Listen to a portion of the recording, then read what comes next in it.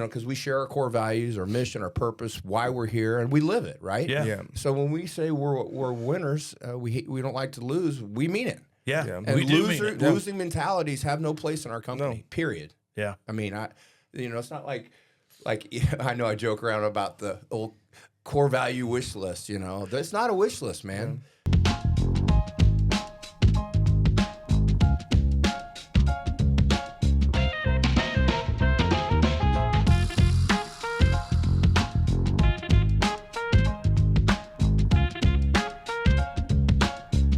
Well, Brad Wike, welcome to the other side of the table. So, you and Matt, welcome to this side of the table. Thank you, yes. Interviewed me a year ago. Yep. And we've had many people who asked when it was going to be Brad Wike's turn to be on the other side of the table. I certainly wasn't comfortable doing it, but you guys twisted my arm. I'm looking forward to it, actually. I really am. I think what I said last year was, I don't know if I want to be on the other side of the table, right? Now you know how it feels. So, no, I would really love to talk about, we never talk on our podcast, about the Peerless story. Yeah.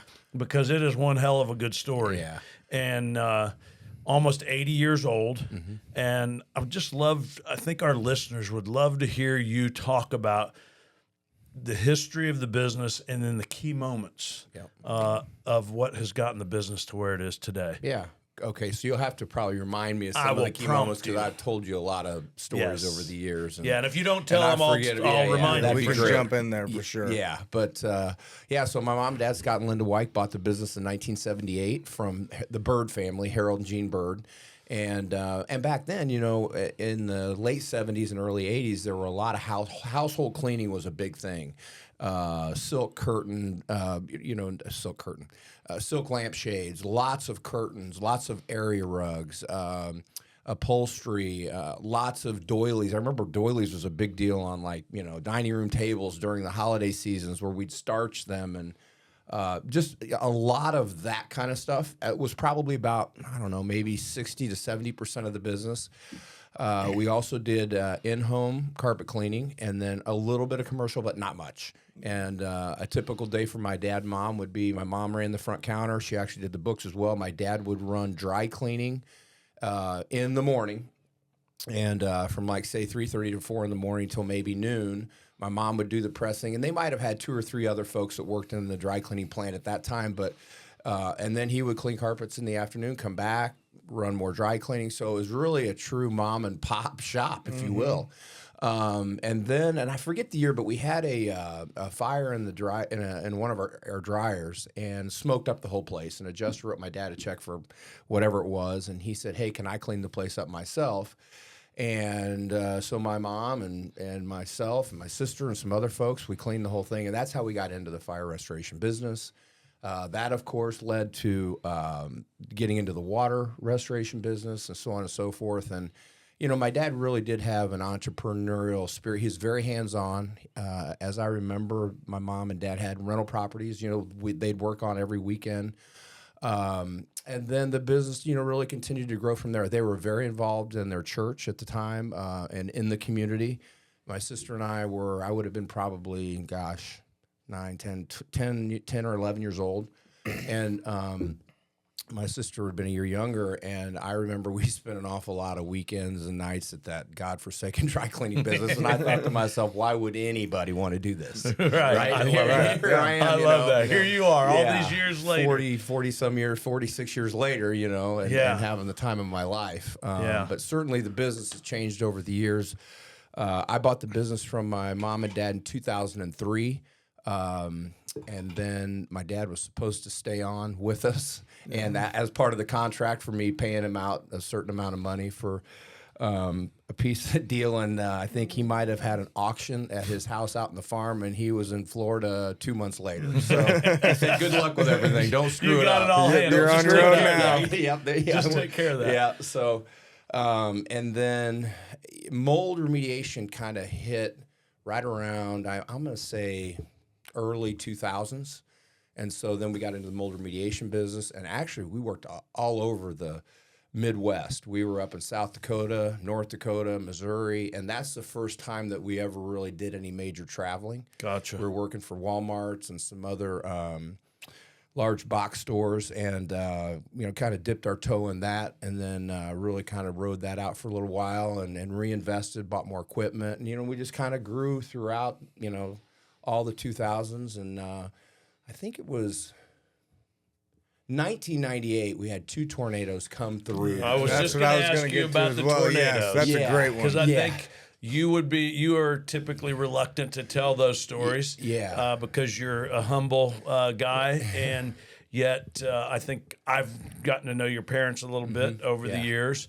And while they were truly mom and pop, you are truly visionary and somebody who is looking down the road and looking around corners, as you like to say, about how you can grow this business. And you were doing, I suspect you had that in your blood when you were a kid growing up in the godforsaken dry cleaning plant, as you put it, and had a vision for what even subconsciously that was there that you may not have even realized, but how can we move beyond this? Right.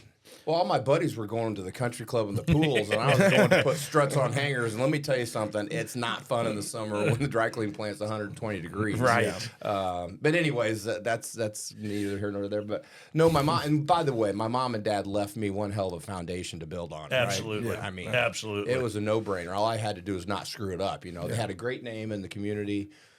Very well respected. If they told you something, it was guaranteed to be done and done the right way the first time. And but in '98, we had those 2 tornadoes come through, and I remember after the first one came through, I was really just kind of getting some traction, and I was running our air duct cleaning division, cleaning some. I was actually still in the field working, on a truck, and maybe 10% of my time was at that time doing marketing and sales. It was mostly in production. And those tornadoes were in Decatur? In Decatur, yes. Hit the Nelson Park area, which would have been the east side of Decatur, and then 2 nights later it hit the more central, I guess the west side, which would be Home Park area. Yeah. Well, the first one was pretty devastating. There was a lot of damage, and I had never been through something like that before, so I didn't even know that we did tornado cleanups because we had never done one. And then when the big tornado hit the Ferries Park way, or not Ferries Park, but Home Park area, we made national news. It was like devastating. I mean, houses were gone. And so I was like, I wonder, if there's any work out there for us, So I got in an unmarked vehicle, took my Peerless shirt off, and I just walked around the neighborhood just to see. And there were ServPro and ServiceMaster trucks everywhere, lined up.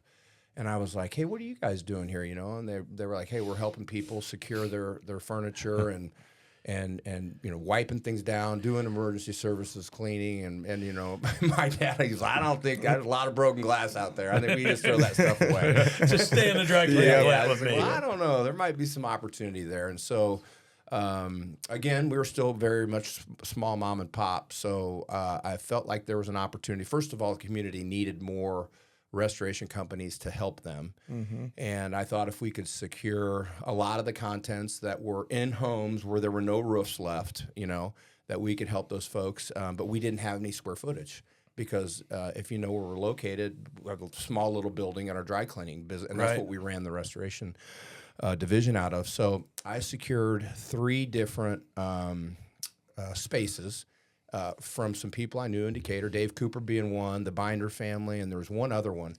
And I went and I duct taped off, 10 by 20 foot areas, numbered them all, 1 through, say, 20, like at the Marquee Beverage Building in Decatur, where there's that Door 4 Brewing is. So we had that whole lower level, and we just leased it month to month from Dave Cooper.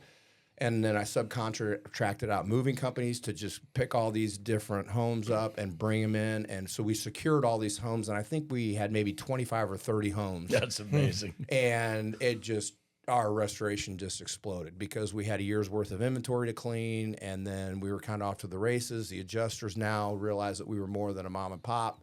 And that kind of got us some, what I would say, credibility, if you will, in the insurance repair side of things with adjusters that at that time were coming from Springfield, Champaign, and Bloomington because it was a disaster area. Mm-hmm. Yeah.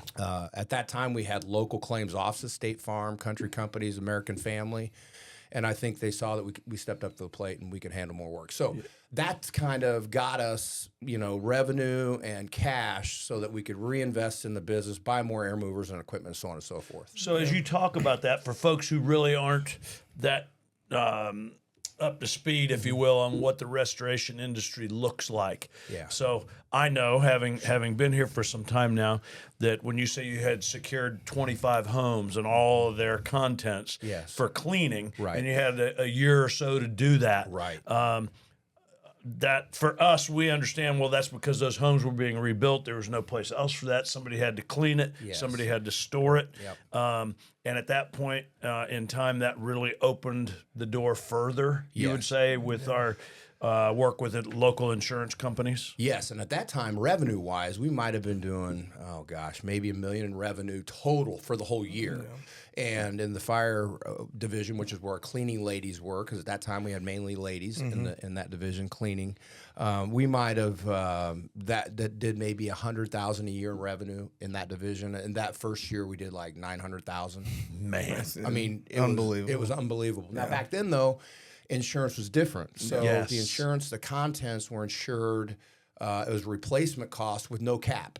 So whereas today we all have insurance on our contents and it's capped at a certain level, which makes it challenging at times when people have really bad fires or tornadoes because they need all that money to replace everything, right? So then we bump into, okay, well, do you really want to spending some of your replacement cost insurance that's capped to clean? Right. Yes, and correct. You guys have heard that. And that can be challenging at times because you don't want to spend people's dollars that they need to replace their stuff, to have things cleaned when they might be able to do it themselves. But, so then that was kind of one event that really kind of got us going, if you will. Then mold came on, early 2000s, and then and at that time mold really across the country was being covered by insurance. It was, correct. Yes. And then the restoration companies screwed it up.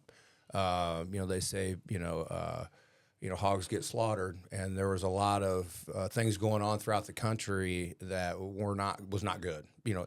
With certain restoration companies and taking advantage of the system, if you will. And at that time, I think we adopted like the asbestos guidelines. Well, mold's natural; it doesn't need to be treated like asbestos. Right. So then when that coverage went away, then that business went, way down, and so now it's kind of leveled off, but and then we got into the commercial ventilation cleaning. We're cleaning hospitals. This is kind of a funny story. I was just going to say, will you please tell the story? And again, you won't give yourself credit and tell this, but I know the history of you going out to the East Coast to learn the commercial ventilation cleaning business from another company. Spent what, 2, 3, 4 weeks out there? 2 weeks out there, and came back and started the division. I think oftentimes people see a business like Peerless today, and they think, "Oh, that guy Brad Wike, he doesn't know what they're doing." Right. And you are crawling air ducts. Crawling air ducts. So so my sometimes buddy, for 12 to 16 to 18 hours a day, and people have no idea. But tell the story about air ducts. So, a buddy of mine, Nick Reynolds. So it'd be like Matt's best friend, George Tyrell. Not making this up, that they're hanging out, and Matt's Nick, excuse me,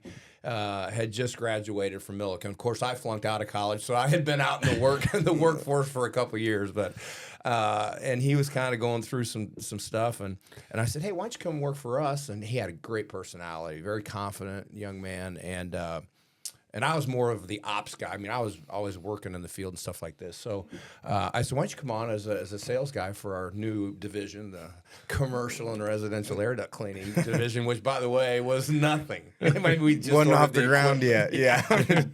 Learning on the fly. And it was called Clean Air Systems by Peerless. A very catchy name. I like that. You must have paid a marketing guy big dollars for that. Big dollars, So anyways, we had an air duct truck then. But anyways, we had nothing. We went to the first home show in Decatur, and I'm passing out my cars, Nick and I, and we're making promises. And Decatur Memorial Hospital had a new administration team coming in, and one of the guys was at this home show. And he goes, "Hey, to Nick, he says, hey, do you guys do commercial ventilation?" And Nick's like, "Oh, yeah, a lot of it. Yeah, we all." I'm looking at Nick, I'm like, I don't even know how to clean a residential home. You know what I mean? Much less a hospital and all the regulations and safety requirements and dust part. You know what I mean? Yeah, I do. My life flashed in front of me because we were making promises we couldn't deliver on, right?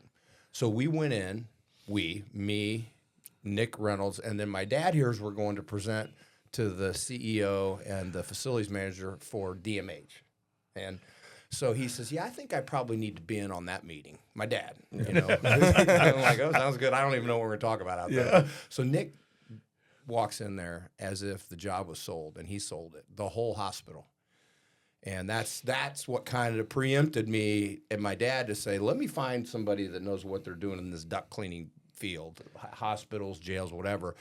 And we were members of NADCA, and he flew me out east, and I worked with this company for a couple of weeks to at least have some working knowledge of what I'm doing.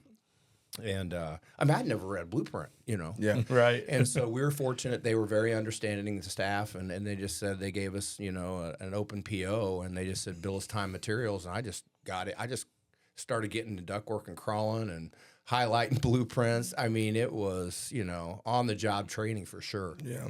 And it worked out. I think we were there for about a year and 3 or 4 months, and then we took that and built that foundation, you know, and became confident about what we were doing. Then we started, you know, doing larger and larger jobs, and yeah, so we got lucky there. Yeah. Very lucky. We've been lucky a lot over the years, but that was a big one there because we could have looked really bad. And I remember the head of facilities, he's a very aggressive individual, and he said to me, he goes, "You screw this up, you will never step foot on this campus ever." Again, I love I'm like, it. "Yes, sir." I got you. We'll You figure said it out. confidently, I got your back. Yeah, but there were some close ones in there. Yeah, a few mishaps along the way. Oh yeah, like we had, you know, a crew of guys in there, and you know what I mean. I mean, you've been here 3 years, so you see what sometimes happens, and there's some things that are always out of all of our controls in business, even when we try and do the best and do what's right, you know. Yeah. We're a group of my guys, roughneck guys. You know, I'm watching the show called Landman, and some of those roughnecks reminded me of some of the guys we had on our duct cleaning crews. And you know, they're in an elevator, and one of the guys, you know, passes gas, and these 3 nurses get on the elevator, and they're all giggling. And boy, I'll never forget that phone call from the individual I'm talking about. Yeah, I bet. He was still screaming at me when I hung up the phone to drive out there and hope I didn't get kicked off the campus forever. Anyways, but you know, I could go on and on about stories like that, you know. Yeah. And I know we're going to get to the question, but I always say nothing's as bad as you think it is, nor is anything ever as good as you think it is. You know, like in business. And there have been days when I think, man, I've really screwed this thing up, and you know what I mean? And I don't even remember what it was anymore. Yeah. You know. Right. So in the heat of the battle, it sure feels a lot hotter, a lot worse, right? Yeah, for sure. And but yeah, and so then you know, another, I always say, when we started doing business in Springfield, we got our opportunity over here during that tornado. Was it 2005? Yeah, 5 or 6, somewhere around there. And so now by then, we really kind of had figured out what to do in the midst of, you know, tornado cleanups and all this kind of stuff. And a lot of the adjusters we had worked with in Decatur were over here in Springfield, so they brought us over because there was just so much. There was not enough capacity, like the. Evans was in business back then, ServPro, Service Master. I mean, everybody was maxed out. So we had the opportunity to work over here, and I bought a building. I thought if you just buy a building and you say you're in business somewhere and you go out and introduce yourself to everybody, that business rolls in. And it didn't work that way in Springfield. It's a very buy local town, and it took me a couple $1 million to figure that one out, you know, and we about ran out of cash before I figured out, okay, we might want to have a little different game plan here, because there was no game plan. We thought we were nice guys. Ready, shoot, aim. Yeah, ready, shoot, aim. Yeah, story of my life. Yeah, well, that's a pretty good story. Yeah, very fortunate here in Springfield. The community has really embraced us. And we've hired some great folks over here, and we really are off to the races now that you've come on board. And we were just talking about that earlier today. Is, you know, you have really brought credibility to something that we were working on building credibility. Yeah, absolutely. But, you know, with the Hembrough name, and you know, your dad being in the car business, and then all your brothers. I mean, the impact that you've made on this community has just helped us tremendously. For sure. And really made us even more of a household name than we were trying to be. You know what I mean? So yeah. Well, maybe not. I don't know. You're far too kind. Yeah. And so talk a bit, if you don't mind, because I know one of the people who was a critical part of helping Peerless really expand its footprint and grow was Todd Garner. Yes, Todd Garner. And so, around 2000, I think he joined the company. So thank you. I was kind of jumping around there as I do. Right. But so Todd's wife, Rhonda Garner, worked for me. And so my goal was to have her be our general manager. Okay. I centered all the, Steve Toburin training, John Don, and all this stuff. And Rhonda is a workhorse for sure, and she had that personality, winning, and her and I got along great. And well, when she started having Jacob and Nicholas, and she says, "Hey, I don't want to, I want to be home with my boys." And I'm like, "Well, hey, man, that wasn't our game plan." Right. You know what I mean? Right, yeah. And I was like, that wasn't on the blueprint. But I mean, you gotta. I was like, "Hey, listen, I'm happy for you. I totally understand." And she and her husband, Todd Garner, was an adjuster. And the only downside with Todd Garner, because she goes, "You should hire my husband. He's a hell of a lot smarter than you are, number one, and he could really help grow your insurance side, the repair work, and give you credibility." And I'm like, "Man, I don't know if I want to hire that cat," because he was smarter than my dad and I. And every time we'd send him an estimate, he'd come back all redlined, and I'm like, "God, this guy," But he was doing his job with the insurance company, And back then, this was before there was, computer estimating software and all this stuff. So anyway, so I met with Todd for about a year.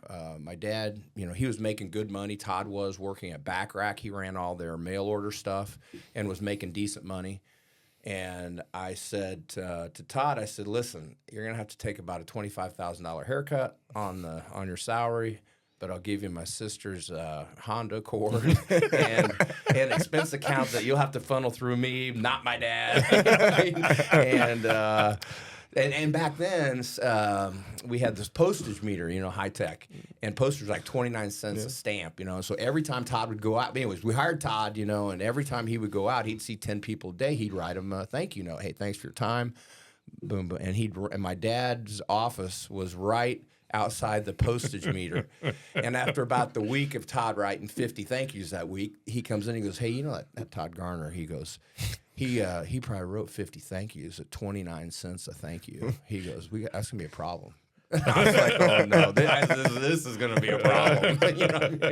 So it was different times, but Todd, and for the first 90 days, didn't sell anything. But it takes time to go out and kind of how it is. Yeah, and then you have to have the right circumstances. Exactly. Yes, You got to have water losses. Yeah. You got to have broken pipes. You got to have a fire. And I'll never forget this. I was at Southside, and I told Todd, I said, "You sell it, I'll deliver it and produce it. So you don't have to worry about being on call, all the the nasty side of our business. I'll take care of all that stuff, And so after about 3 months, I'm like, shit, this will be easy. He hasn't sold anything, so I don't need to worry about anything, And then on one Saturday, I was out playing golf at Southside, and he called me in a panic. And Mount Zion Intermediate School, brand new building, was just getting released from the general contractor to the school board. And Kenny Hendrickson, who we've had, I think we've had him on. Have we had him on? We've invited him. We're working on schedule. Yeah. Yes. So, anyways, and the whole school flooded. And Todd Garner, brand new school. Yes, brand new, and like the school like Chatham, And Todd, very, very dialed in and connected in the Mount Zion community. He went to school there. His brothers went there. Everybody in Mount Zion, he past board president. I mean, everybody knows Todd Garner, and he got the call. And it was close to a $350,000 restoration project. And, man, we were off to the races then. You know what I mean? Yeah. My dad didn't complain about those postage meters anymore. No. TG was the man. And then it took off from there. And he treated the business like it was his own. Yeah, he was a good one for sure. Yeah. But anyhow, it was, and then he really got us to the point where we could afford to grow into Springfield, because our sales at that point kind of just skyrocketed, and then tied on with mold, and then, kind of the rest of the story here. And then after he had passed, I think I waited a year and said, "Okay, I think it's time." And then we brought you on. Biggest mistake you ever made. Right I didn't realize how screwed up things were around here until he. I was like, "Okay, we got to start doing something about all this." So for people who have never heard it, tell whoever happens to tune us in. When I asked you, so what's this job going to look like? What you told me. I said, "Well, first of all, you just tell me what you need to make. I'll get you transportation and no job description." I said, "I need you to fix all this stuff, excuse me, Jay, stuff that I've screwed up over the last 30 years, grow the business, and then I got this one last piece that's probably the most important of all three, and that's make sure that my son gets off the starting blocks because he's stuck." I was stuck. We're a little quicksand. Were you stuck? I might have been running backwards, actually, for a few years there. I had to get that out of the system. We just turned you around and pointed you in the other direction. Exactly. Right? Sometimes it's all it takes. No stuck anymore. That's for sure. Yeah. And you have knocked the ball out of the park in all three areas. That's for sure. And I know everything is a work in progress. But man, it sure has been a ton of fun doing it with you for 3 years, and I just hope it lasts an awful long time. Yeah, me too. I hope we're fortunate enough to be doing this, 10 years from now or 20 years from now, to be quite honest with you. All the people we run into, they're like, do you guys always have this much fun? I'm like, yeah, pretty much. Yeah, we do. I mean, and I can't wait to get to work, right? Yeah. It's awesome. And, probably one of the most challenging things, and I know it's cliche, and I hate even saying it, but it is so true, because you see so much potential and promise in the people you hire, and then you invest in them, and then somewhere along the way, not everybody, but because we share our core values, our mission, our purpose, why we're here, and we live it, right? Yeah. So when we say we're winners, we don't like to lose. We mean it. Yeah. And we do mean it. losing mentalities have no place in our company. No. Period. Yeah. I mean, it's not like I know I joke around about the old core value wish list. It's not a wish list, man. Right? Yeah. I mean, and even if we don't provide world-class service, we're sure as hell going to try to provide it at the highest level. And if we don't, we're going to refund your money. Yeah, I was going to say, what I've learned is when we don't, and it happens sometimes because we're not perfect. Yeah. You're not afraid to open up a checkbook and pay somebody back for the. I know you don't, and then to send a crew out at no charge to make that job right. Mm-hmm. And I will say that my experience here and any place I've been professionally is that when what may not have been world-class service becomes world-class service because of what you do to make it right, builds even greater customer cheerleaders and loyal users of Peerless, because we're not perfect. Nobody is. Nope. And the first thing I would do is run if somebody tells you they never make a mistake. Right. So we're gonna have them here or there, some bumps in the road, but you're always making those things right. Yeah, try to. And it builds a great loyalty, business. right? Loyalty is, I always say, loyalty is a two-way street. A lot of times I feel like it's a one-way street, but it's still the right thing to always do, right? Absolutely. And we'll continue to do that. And there's times where you think, man, I don't know about this loyalty thing, man. It sure doesn't seem to be working out for us. It's working the other way, but not this way. Yeah, but it's the right thing to do, and that's what we do. And if we say we're going to do it, that's who we are. And we are, we are that way. We're all wired that way. Yeah. Sure. And so, and it's good stuff, man. And I love it. And I don't know if I am qualified to do anything else, but I feel like we are leaving this place, Peerless, in a better place than when we came on board. Going all the way back to 1978 when Lynn and Scott bought the business. You know what I mean? Yeah. So, anybody, not anybody, but I'd say the lion's share of people, if you have something like what they left, it's hard to screw up, right? Yeah. Because they just had that reputation of, Peerless, was quality first, right? Always quality. Always since day one, right? Yes. Yes. Yep. So. Did your folks have a relationship with the original owner of Peerless, the person who started Peerless? No, and what happened, my dad called, I don't know what business broker, it might have been Pat Nolan or somebody like Pat in Decatur, and said, hey, I want to buy a business, but I don't have any money. Do you know of anybody that would be willing to sell the business to me? And he said, that's not a good question. Let's see how we can get that down. Yeah, I don't have any money. Yeah, I could just, it's funny. And maybe that's where I get some of that from. That's it. Makes sense. And interest rates back then were like 18%, right. Yeah. And I think he had 4 or 5 options, and so he met with Harold Bird. And interestingly enough, the original owner Harold started Bird, Peerless. Yeah, started Peerless. And Harold had invented a vertical drapery pleater, and that's where he made all his money. And so he had this dry cleaning business that I think more got in the way than anything else, but he still operated a very effective and had built a really good business, Peerless. Yes. And they had a great reputation, but he was just worn out. And so he said, well, Scott, why don't you come work with me, and I'll let you know whether or not I think you can, buy the business and run it.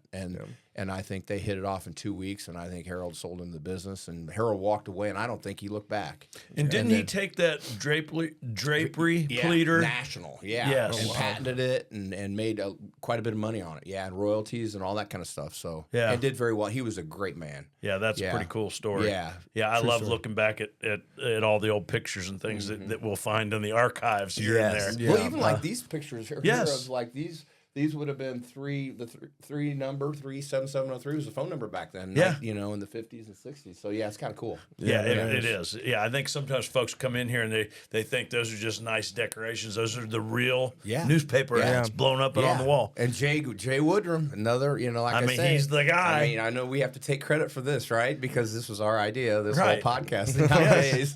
Just kidding, Jay. But no, his what was it? Your dad or your uncle or somebody that worked with the paper? My father-in-law. Father-in-law, yeah. So he found all these, which is awesome. You know? Yeah. And talking about teamwork when in that chapter, I don't know if you've read it yet for tomorrow's meeting. It's just like, man, when I look back, they talk about having a list of people that got you to where you are, because so many people say, I was self-made, built my own deal. I mean, my list is like 40 people long. A guy like Jay Woodrum. This podcast has been one of the best marketing and branding things we've ever done. Ever. And you and I, in our infinite wisdom, thought it was a stupid idea. We sure did. And I still am not sure if I love doing it all the time, but no, I know. Sure is. No, and, I'm with you. Because it takes a lot, but we've met some amazing people, haven't we? Oh, Just like the gentleman we talked to today from the Salvation Army. Yeah. I mean, it's good stuff. Because I didn't know how much money those folks raise when they're, for the red bucket stuff. Yeah. Yeah. Good for stuff. Sure. Yeah. So over your years, and Matt, you need to jump in here because you've had a front row seat to all this growing up and watching all this happen. So I tend to maybe dominate a conversation occasionally. So no, that's fine. I mean, we've got a lot of those covered. The tornado story, that's always typically my favorite one. And going from not really doing anything, and then you have 35 homes secured, and it's like, what are we going to do now? Yeah, how do we do this, right?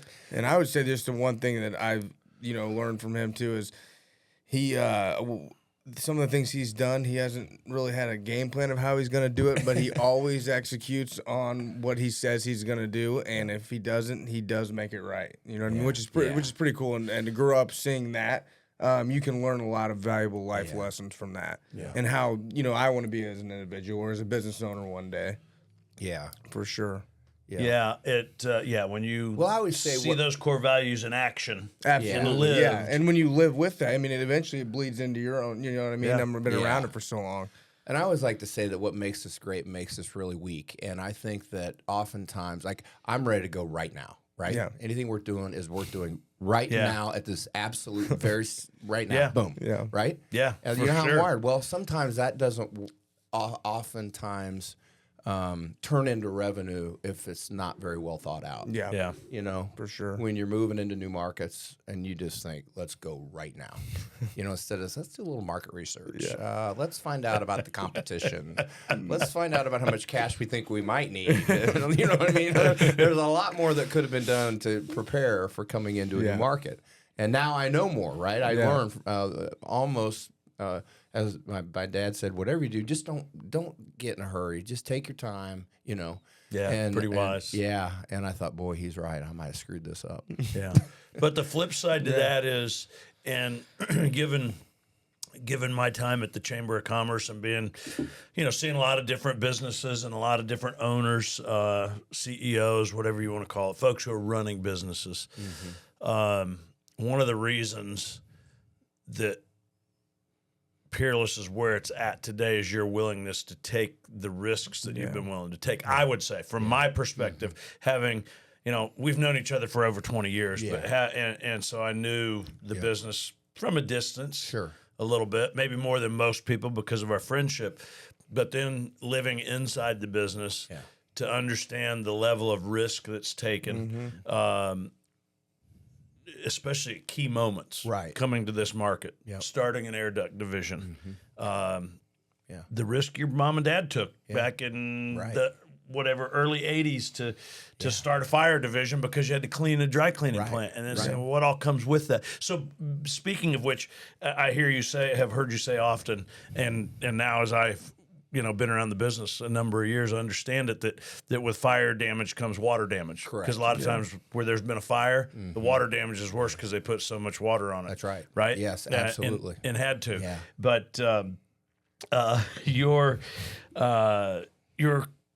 explanations about your dad back when you guys would do water work and first got into it, and his building of his own equipment. Oh yeah, and there was no weather outside of Macon County as well, right? Yeah, and nobody knows those stories. Yeah, he said there was no water damages in Macon County. I'm like, that's weird. Never rains there. I'm like, that's weird. I said there has to be. I'm like, how would they just carve that out and no water jobs there?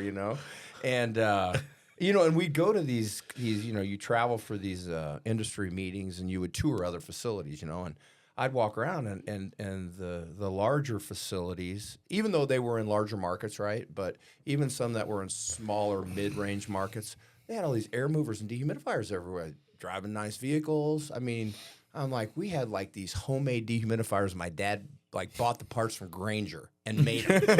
I'm like, okay, you can buy those like pre-made. You know what I mean? They look a hell of a lot better than the ones you're making. And probably work better. Yeah. And he made his own fans. I mean, these things look like you wouldn't plug them into your own home, right? At all, no way. Yeah. And so, there was just a little different mindset about that kind of stuff.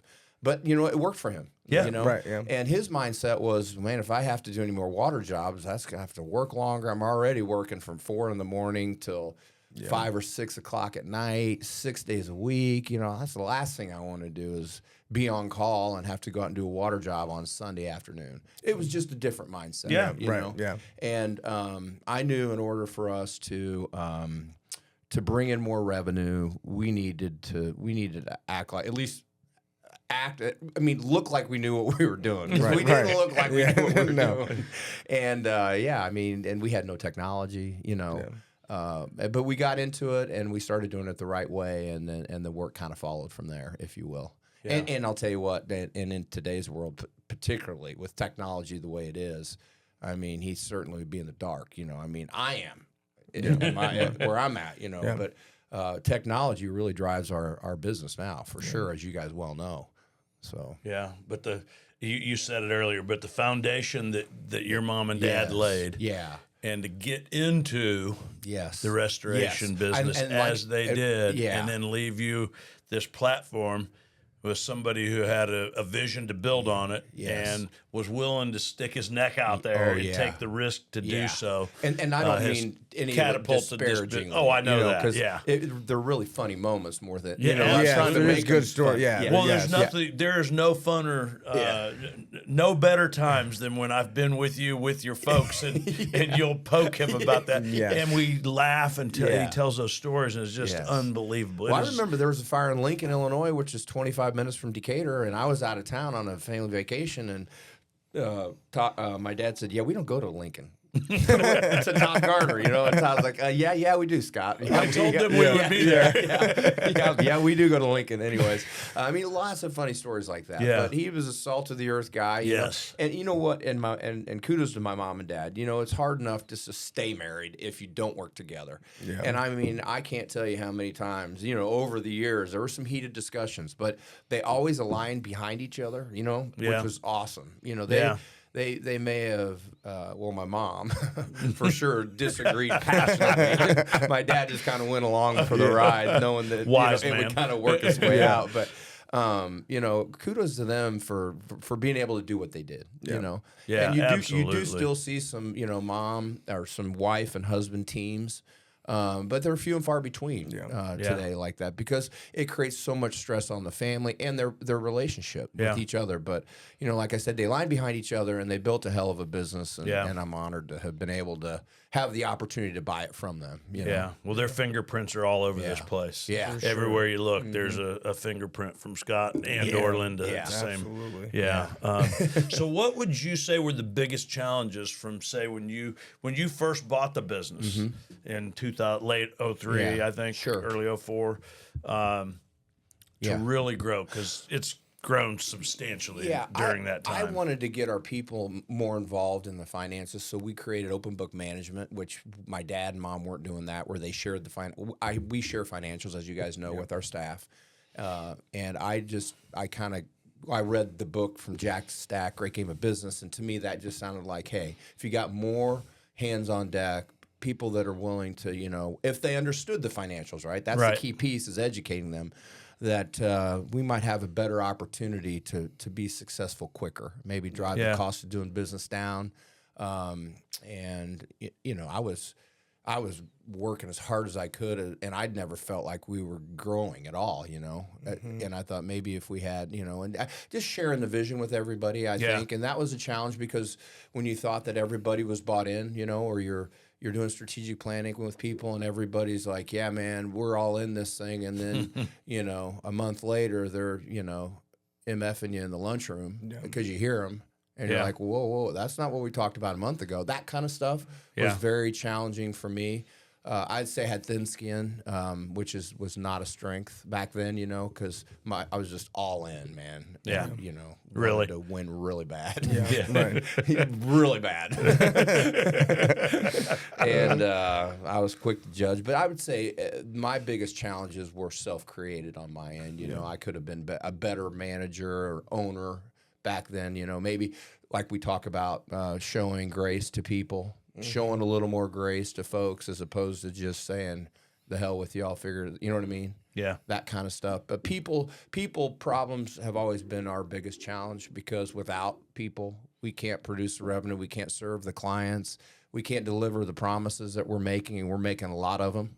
Yeah. And, we talk about, hey, and again, it goes back to my parents. If they told you they were going to do something, they're going to do it right, and they were going to do it. Right. The end, and we're that way too. You know what I mean? That's what this company has been built on, and it will stay that way as long as we are all part of that. You know what I mean? Yeah. So, but people chat, and right now insurance is tough. We've had 3 legitimate injuries, and your work comp mod in the state of Illinois can really hurt the ability for you to be profitable. Yeah.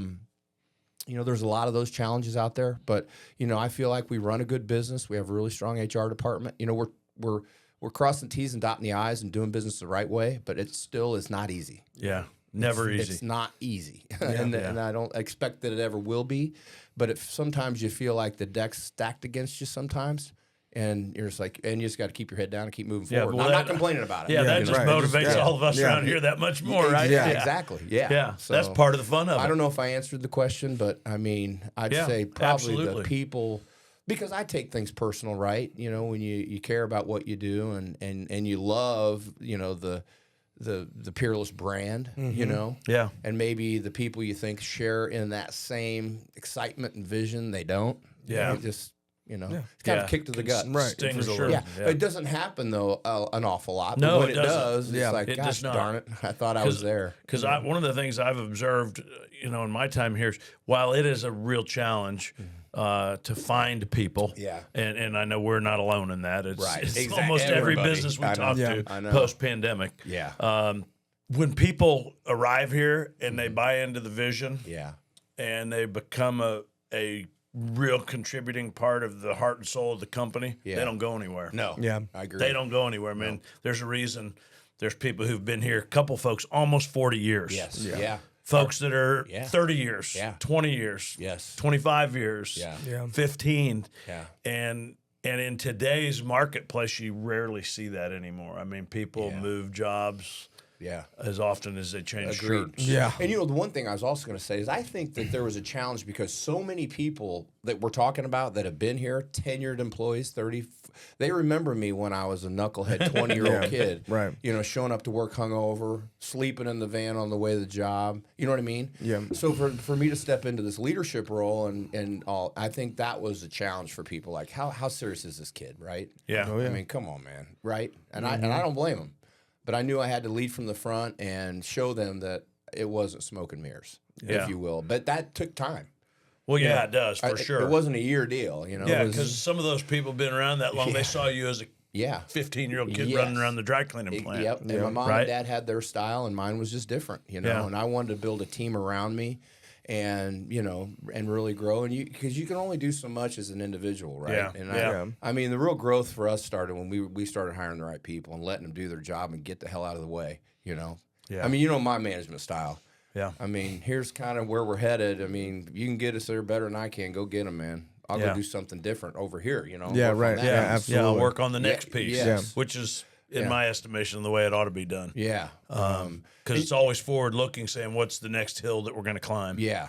But, we just had an instance here recently with an employee on the management side. And you know how that is, accountability, we're working through. And one of the things that is one of the most satisfying things is when you can work through a really tough situation and they don't bail on you. Yeah. And it builds strength within that relationship. And, and I would say that happens today less than it used to.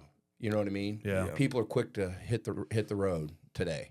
The younger generation is. Yeah, more so than previous. Yeah. So, but that really, there's a lot of things that are satisfying. That is satisfying to me now. When you work through issues like that, Yeah, it is. Because that's hard work and it's a grind and nobody likes to do it. Correct. But it has to be done. Yep. And then when you come out the other side and you see, hey, we're even more unified than we were before. Exactly. And more on board than before.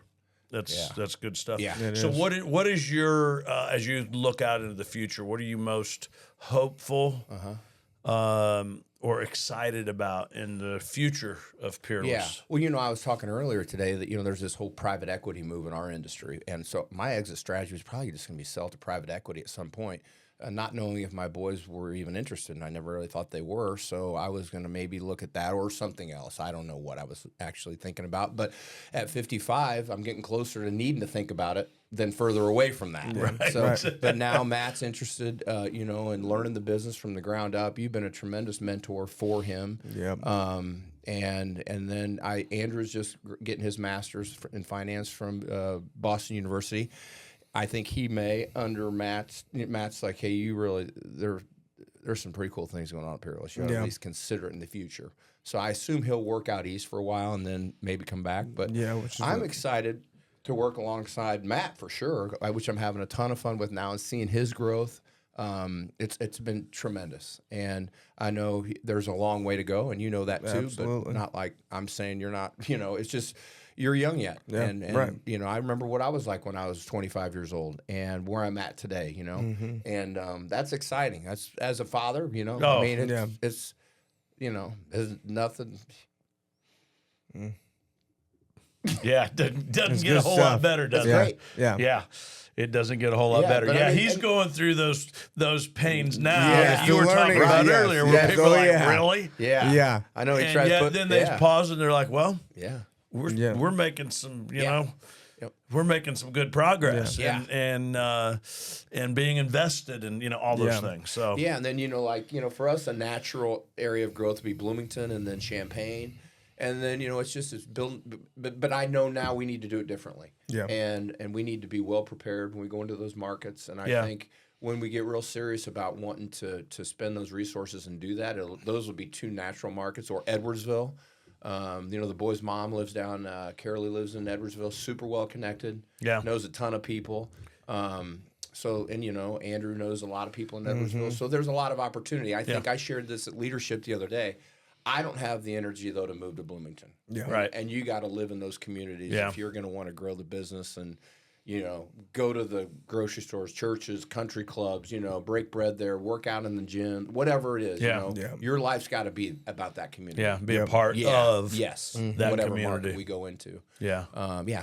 For sure. So that's kind of the vision as far as the growth of the business, and then I think that I would love to continue to build our team and continue bringing in more talent, make people uncomfortable, because that's where the growth is. Yeah.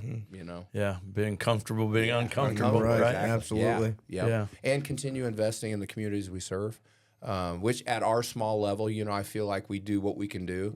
Yeah. You do. But but there's there's a place for people like Peerless. We're not going to be at the levels that these bigger businesses are, but, I feel like the communities we serve, we want to be a part of those. Absolutely. And not just talk about it. Yeah. Mm-hmm. Yeah. So, because it makes you feel good and it's the right thing to do. Absolutely. Yeah, for sure. So I know it's an interview for Pops over here, but for you, what are a couple things, and then we'll wrap this deal up.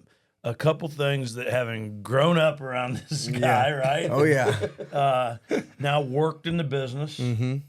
Now, both in the field and now starting to learn the other side of business that has to be learned, right? If you're going to continue to grow. What are some things that, and this might make you uncomfortable, that you've learned from observing your dad's leadership over the years that you would like to emulate one day? I was number one to be taking care of your people, for sure. I think the way that you take care of our employees is second to none, and I truly believe that. I mean, there's a lot of people that I'm friends with that are business owners, and you see a lot of different businesses, and it really is second to none. And if our people stay around long enough and buy in, that's when you really can see that. So yeah, really the loyalty to our employees, and then just one of our core values, integrity. I mean, if you say you're going to do something, do it right. Work hard and say what you're going to do, and everything else should really fall in line. Now, it's not that easy, but you know what I mean? That kind of gives you a good there's some good fundamentals there to go off of. So those would be two of the main things, absolutely, for sure there. Yeah. If you say your words, your bond. Yeah, exactly. You let it be, no matter what the heck it takes to. And if you screw something up, just say, hey, we screwed this up. How can we make it right? Right. That's the one thing, because I've had to go through that a couple times in the last couple months. And I would made a joke to him, when I was growing up in high school and being around the business, I was always scared. I'm like, man, one day I'm going to have to write a check and because we broke something, or because, we do a lot of stuff with cleans and fires, and I believe that's going to happen. And I think I made this comment to Chris. I said, man, at this point in time, I would do anything to just say, can we just write a check to fix this right now? I'm like, that's like the easiest part right now. You know what I mean? Yes. But yeah. Just can't hurt cash flow when you do that. That's right. No, yeah. I don't know. Yes. No, I don't want to write checks very often. No, I know. But yeah. But no, it's been a lot of fun, and it's yeah. I mean, I wouldn't do anything else. I couldn't imagine being with him, and then obviously you. It's a beautiful thing. Yeah, you know what I mean? Don't steal my phrase. I'm stealing your phrase there. I mean, it is. It is. Work hard and have a good time together, and yeah. And then also be, taking care of the community too, and donating to things and raising money, or like you said, I think that's a very important part as well. Very good. I like it. Sure. Thank you. Yeah. Those are nice comments. Yeah. So last question that we always, as you say, the question that we always ask folks. So all these years later, I mean, you grew up from the time you were not even 10 years old in the business. Yeah.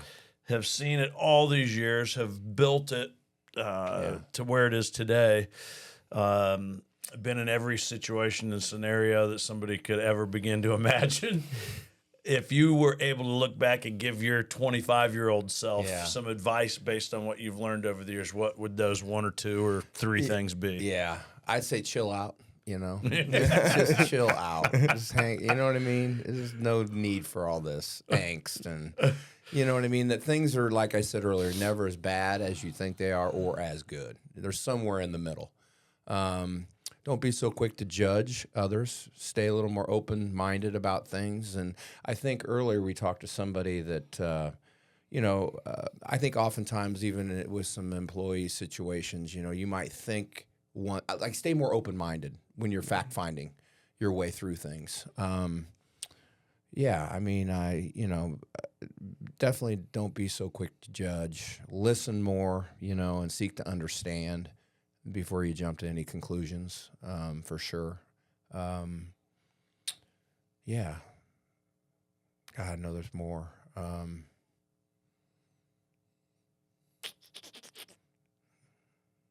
Yeah. Well, and I have all these crazy things, sayings, and as you guys know, most of them are Bradisms. Bradisms, yeah. But, if you're not going to remember, you remember in 30 days, it's not worth getting all wound up about. Yes. And if you're not going to remember in 6 months, now, the 1 year problems, you need to be concerned about and probably be a little wound up if it's not aligning with the core values, if you will. You know what I mean? Yeah, I do. I call them 1 year problems or problems, man. Yeah. Those are challenges and problems, and they happen, from time to time, 2 to 3 times a year with me. and I'm quick to be able to identify those. But back in the day, I think I treated every challenge and problem like it was 1 year problem, and it wasn't. Yeah, I don't know if that makes any sense. Absolutely. It makes a ton of sense for sure. That's one of the things that I've shared it before with you because we're wired very similarly. Yeah, maybe not in every way, but pretty darn close. And your whole thing earlier about if it's worth doing, do it now, do it today, do it right now. Yeah. And I am so built that way and think that way. And when there's a challenge or a problem, sometimes you know this. Yes. I want to move too quick because I got to get it done now. And emotions get in the way. Yes. And you're right. Yes. And it's one of a number of things that I would say I have learned in my time here is your ability to say, let's let this lie over the weekend. Yeah. We'll regroup on Monday, Tuesday, Wednesday. Yeah. Let's see where it is. Yes. Chances are it's going to go away and take care of itself. Yes. And early, I was like, "Oh my god, I'm going to pull my hair out." Now let's go personally, okay? Because I don't necessarily practice that on my personal life, right? And I think Matt could attest to this when he was growing up. If I could give my younger self as a father some advice, we might be here for another hour. Because you want what's best for your kids, right? Right. And nothing less than the best is acceptable. Right. Or, that's just how I think. And that's not fair to impose your will on your children, And I would certainly go back. Not that I was some bad guy, but, there were some times when I could have done things a little differently. Yeah. With love. Yeah. Little out of pocket every once in a while. Join the club. There's several of us in that club. If you ask my kids, I'm sure. This has actually been a little more comfortable on this side of the table than I thought it would be. Well, that's good. Well, we appreciate your agreeing to it. I don't even know if we asked permission. We just said we're doing this. I was trying to get out of it. I know. This has been great. Thank you. Been good and stuff. I appreciate having the opportunity to work with you guys too. And particularly, now that Jay's leaving, he is going to be missed. Yes, isn't he? Yes. Isn't he? Yes, he will be missed. You will be for missed. sure. You will be missed, Jay. Yes, and I for mean sure. That. So, you've added huge value to this organization for the years you've been here. So, that's for sure. It is an honor to work with you guys and a shit ton of fun, and I know we're going to keep it rolling. So, absolutely, we are for sure. All right, thank you. Thank you. Yeah.